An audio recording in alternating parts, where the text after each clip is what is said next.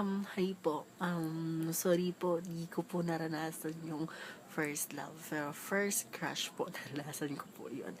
Ang hirap po kapag crush mo lang yung tao, di ka marunong po magsalita kapag nasa harap mo siya. Pero kapag sa text, ka-text mo siya, ang saya-saya mo, ang kilig-kilig mo. Para bang wala nang katumbas. Ang saya. Masaya po ako na naging magkaibigan po kami ng crush ko. At saka, nagkausap po kami about sa feelings namin one day. Tapos doon, hiningi ko yung number niya, hiningi niya yung number ko. Doon po, nagsimula yung friendship namin. At sabi ko sa kanya, oh, may gusto ako sa'yo, ganyan.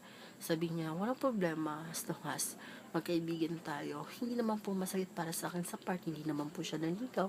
As long as po, gusto ko siya. Gustong gusto ko siya. At isa pa doon po, hindi lang po yung nag-e-end yung storya namin ni until now, magkaibigan din po, magkaibigan pa rin po kami, nagte-text pa rin po siya sa akin. Yun po, sobrang saya ko ngayon kasi nakilala ko siya bilang isang crush. Yun lang po, kuya.